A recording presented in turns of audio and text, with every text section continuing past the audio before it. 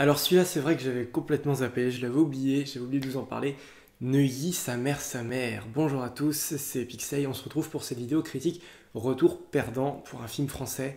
Ça faisait longtemps que je vous en avais pas fait d'ailleurs, et encore un film du groupe M6, et même si c'est un retour perdant, autant vous le dire, ce sera quand même, sans doute, je pense, le film du groupe M6 le moins pourri de l'année, ce qui est déjà ça. On va prendre ça comme argent comptant, déjà, c'est plutôt pas mal. La suite plutôt attendue, c'est vrai, de Neuilly sa mère, qui est sortie il y a bien maintenant une bonne dizaine d'années, je dirais. Toujours par le même réalisateur qui s'appelle Gabriel Julien Laferrière. Donc, on retrouve bien sûr nos personnages du premier film. Donc Sami Ben Boudaoud et son cousin Charles de Chazelle, donc qui sont joués par Sami Seguir et par Jérémy Denisty, si je ne me trompe pas, un acteur belge. Jérémy Denisty, c'est bien ça. Voilà, je connais pas trop le nom des acteurs, c'est vrai. Donc je triche un peu. Non mais voilà. Euh, bof. Bof, bof, bof. On va dire que Neuilly, sa mère, est un très bon moment sur l'instant. Mais quand vient l'heure du bilan, une fois de te lever de ton siège de cinéma, tu te dis, c'est quand même trop, c'était un peu léger. Voilà, c'est... Merde quoi, merde. J'ai passé un bon moment pendant, et là, maintenant que c'est terminé, j'ai l'impression que je reviens à ma vie, et puis je vais aller voir ce film-là. J'ai pas vraiment l'impression d'avoir vu le film que j'attendais. C'est un peu ça aussi, c'est un peu le problème qu'on peut avoir avec certaines suites qui poussent un peu le vice, hein, tel Les Visiteurs 3, tel par exemple les campings aussi, voilà, surtout le camping numéro 3, bon même le 2, enfin voilà, ce genre de vice, quoi, complètement le marketing français où on vend plus un concept qu'un film. Alors je peux pas vraiment dire qu'avec Neuilly, sa mère, ça le soit, parce que côté communication, c'est ça qui me dérange beaucoup. Il y a eu beaucoup d'efforts de fait, c'est ça qui me dérange un peu, c'est ça qui fera que ce sera campé sur la moyenne, on va dire, sur un 5 sur 10, on va dire. Malheureusement, plutôt mitigé moins que mitigé plus, mais quand vous voyez les bandes annonces, la seule idée d'avoir pris au cœur du film le personnage de Charles de Chazelle, donc qui est le cousin de Samy, enfin voilà, qui était irrésistible dans le premier et qui est encore irrésistible dans ce second opus, je vais pas vous mentir, c'est un très bon choix de le mettre beaucoup plus au cœur de l'histoire et d'en faire presque le personnage central. À côté de ça, Samy Seguir va peut-être un peu moins bien jouer, plus dans l'excès, parfois dans un léger surjeu, qui m'a parfois un peu dérangé, qui fait que voilà, euh, au détour de ce film, on retrouve quand même par-ci par-là pas mal de petits défauts, à savoir un changement d'acteur sûr pour le personnage de Jamila, la mère de Samy dans le film, C'est pas sa mère mais c'est sa tante, je te remercie quand même. qui n'est pas la même actrice et ça se voit nettement. Grosse cassure, gros changement de personnage, gros changement d'acting et on retrouve pas forcément du coup le même personnage, non ça c'est clair, alors que pourtant c'est censé l'être. Mais ouais, voilà, plein de petites erreurs disséminées, plein de faussetés, plein de petites tâches, mais pourtant la pilule passe, quoi. C'est ça le pire. C'est vrai que finalement, Neuilly, sa mère, je me suis bien marré, j'avoue, m'être bien marré. J'y suis allé avec ma maman pour voir ce film, mais on était les seuls à rire de la salle. C'est ça qui m'a un peu beaucoup gêné. Être dans une salle avec au moins allez, une cinquantaine de personnes et voir qu'ils sont stoïques, mais vraiment stoïques. Ouais, c'est du riz, il n'y a pas de popcorn. Les gens sont comme ça, ne bougent pas, ne rient pas. Même leur tronche, franchement, quand je les ai vus à l'entrée, je me suis dit, putain, ils vont voir un film, ils font la tronche, les gens, quoi. Donc bon, c'était peut-être une mauvaise salle. Mais voilà, je me remets après dans le contexte du film. Bah, je sais pas s'il a vraiment séduit, s'il a réussi par son côté comique. Sans doute que oui, il y a quelques très bonnes idées dont je vais vous faire part. Mais après voilà, quoi, je sais pas, du coup je suis encore très hésitant, je suis vraiment... Moi je me suis bien marré, mais j'ai quand même certaines choses qui me restent un peu en travers de la gorge et qui font que voilà. Niveau politique, on n'hésite pas à tacler, ça clash beaucoup, tous les partis, tous les personnages politiques, je ne vais pas en citer, mais voilà. Ça dérange pas, mais ça va peut-être un peu trop parfois en politique, même peut-être pire que dans le premier. Vraiment dans l'excès, ne serait-ce qu'à la fin du film, hein, ce que devient Charles, voilà, bon, je sais pas, le but du film pour lui c'est de devenir maire de Nanterre. Au passage, ce film ne devrait pas s'appeler Neuilly sa mère, j'ai pas compris le titre du film franchement. Il devrait s'appeler Nanterre sa mère, tout simplement, puisque niveau scénario, je vous en ai même pas parlé, mais c'est une inversion finalement du premier scénario. Dans le premier, c'était Samy, issu des quartiers modestes, qui allait vivre dans sa famille de bourgeois à Neuilly. Et cette fois-ci, bah voilà, c'est la famille de Neuilly qui se retrouve dans la merde à cause de la société du père qui est joué par Denis Podalides. Donc lui, il est de retour dans le film. Donc la société a vraiment un gros problème, elle est accusée de tout un tas de choses ignobles. Et ils sont obligés de quitter la maison et de venir vivre à Nanterre, dans l'appartement de Samy. Donc Nanterre-sa-mère, ça s'imposait, j'ai pas compris, le film ne se passe pas du tout à Neuilly. Pas du tout, on n'y retourne pas. Il n'y a même pas ce côté nostalgique du premier de se dire, on va revoir certains endroits, certains personnages, oui un petit peu, mais c'est beaucoup de nouveaux personnages de Nanterre, surtout qu'on approfondit plus, tel le personnage de Boudère. Il y a beaucoup trop de personnages. Hein. Beaucoup trop de personnages. Parmi le plus gros défaut du film pour moi, c'est que ça reste extrêmement surcuté.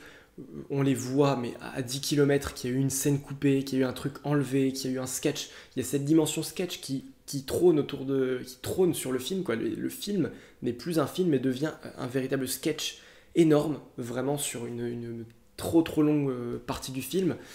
Et les scénarios, finalement, le scénario devient une intrigue. Je veux dire, le scénario devient juste un objectif. On n'a pas du tout un parcours, on n'a pas du tout des retournements de situation, on n'a pas de personnages vraiment intéressants en soi, c'est juste une multitude de personnages qui font du va-et-vient entre différentes actions, entre différents choix, entre différentes rencontres. C'est malheureusement, oui, un problème assez récurrent dans le cinéma français, surtout dans la comédie, où les personnages manquent de consistance, et là en l'occurrence, pour ce qui est du cas particulier de Neuilly, sa mère, il y a énormément de personnages qui ne servent que le rire, mais pas du tout notre histoire, pas du tout nos personnages, donc qui en deviennent quasi inutiles, presque transparents. On a le retour de personnages comme par exemple François-Xavier de Maison, bon voilà, j'adore cet acteur, j'adore, mais à quoi sert-il dans le film? On a une sous-intrigue où la tante de Samy, donc je sais plus comment elle s'appelle, mais voilà, Jamila je crois, oui, je vous l'avais dit tout à l'heure en plus. Il y a un moment, elle essaye de militer pour que les ascenseurs du quartier soient de nouveau remis en fonction, mais ça dure bien, allez, 10 minutes dans le film, 10 minutes, un quart d'heure de perdu. Neuilly, sa mère, il faut savoir que c'est un film qui doit durer 1h38, un délire dans le genre. J'ai bien eu l'impression que ça durait au moins un bon 2h15, quoi. Tellement il se passe de choses, tellement il y a de scènes, et ça sert à rien, franchement. C'est pas toujours très utile. Je veux dire, à un moment, Samy se retrouve une copine différente de celle du premier. Ça n'a pas du tout servi l'histoire, ça n'a pas du tout servi le film, ça a servi peut-être juste une seule chose sur laquelle je vais revenir, c'est cet acteur, Fadza Bouyamed. Va à droite, je vais te mettre l'ambiance à droite, vas-y. Moi, je te mets l'ambiance à droite, t'as vu, elle est bien aussi. Pas mal, c'est pas mal. C'est pas mal, c'est vrai que c'est pas mal. Viens à gauche, ça marche aussi, l'ambiance à gauche. C'est vrai. Regarde comme ça. Vous connaissez forcément ce mec-là, vous l'aimez ou vous l'aimez pas, hein, voilà. Mais ce mec-là, c'est le mec du Marrakech du Rire, voilà, c'est un pote à Jamel Debbouze. Faut savoir que ce gars-là commence un peu plus à s'affirmer au cinéma, par exemple dans La Vache, qui est un film pas mal. Voilà, La Vache que ma mère avait acheté en Blu-ray, le voilà. C'était un film vraiment pas mal foutu, quoi, voilà, un acteur arabe. Et juste pour vous donner l'idée, c'est la meilleure idée du film pour moi. Ce mec, Fadza Bouyamed, est celui qui va se présenter à la mairie de Nanterre, Front National. Il a une perruque de Donald Trump, il a l'accent arabe bien sûr, et il est hyper militant, anti-arabe. Enfin voilà, là ça devenait vraiment sarcastique, ça devenait risible, ridicule. Mais même là, les gens n'ont pas ri. J'avoue ne pas trop avoir compris pourquoi ils n'ont pas été forcément réceptifs à ce genre de choses. Mais bon, encore faudrait-il qu'il soit beaucoup plus connu. Mais j'ai trouvé que c'était une superbe idée, quoi. Vraiment, quand je vous dis, c'est un mix entre Jean-Marie Le Pen et Donald Trump. Mais encore du tacle. Et là, on repousse même les frontières parce qu'on va même tacler de l'américain, quoi.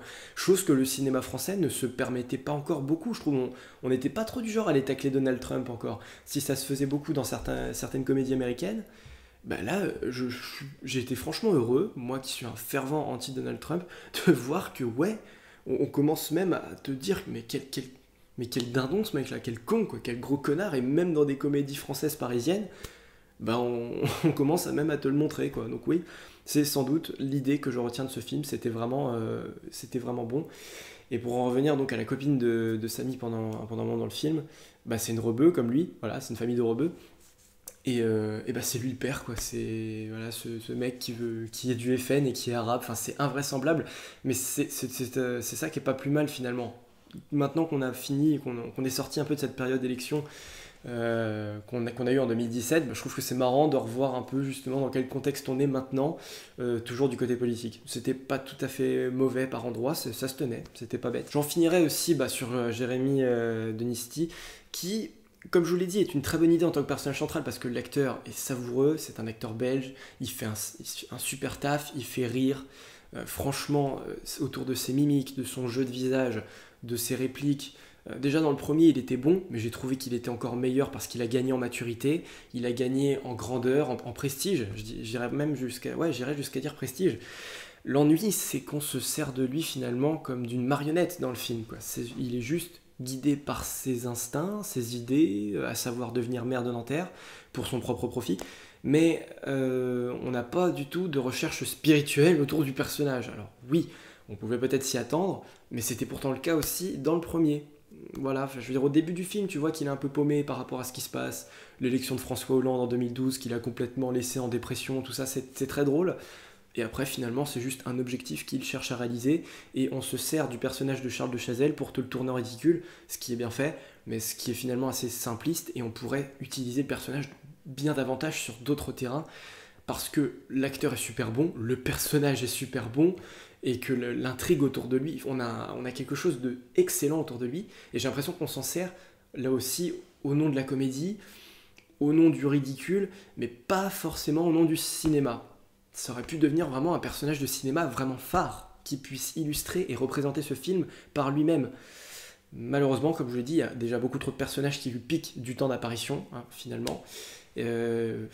Samy en devient secondaire et moins bon, donc voilà, il y a beaucoup moins d'interactions intelligentes autour de ces deux personnages, donc ouais, il y a un petit côté gâché dans ce film finalement. Malgré sa réussite, malgré le fait qu'il ait pu me séduire, j'en retiens quand même que je ne peux pas fermer les yeux sur ce qu'aurait pu être le film, ce qu'aurait dû être le film. Voilà. Merci à vous d'avoir suivi cette critique de Neuilly, sa mère. On se retrouve pour une ou deux critiques avant mon départ en vacances. N'attendez rien d'autre, voilà, il n'y aura rien d'autre pour l'instant, quelques critiques. Et n'oubliez pas, début septembre, je suis pas là, je suis aux États-Unis, donc il n'y aura pas de critique non plus pendant au moins un bon 2 semaines, je pense. Voilà, je l'annonce maintenant, comme ça vous êtes au courant, puisque ça approche tout doucement. Voilà, on se quitte ici. Encore merci à vous d'avoir suivi cette critique. Encore merci à vous d'être 150 abonnés, je vous l'ai déjà dit et je vous le répète, ça me fait vraiment plaisir. On se dit à la prochaine, salut à tous et bye bye.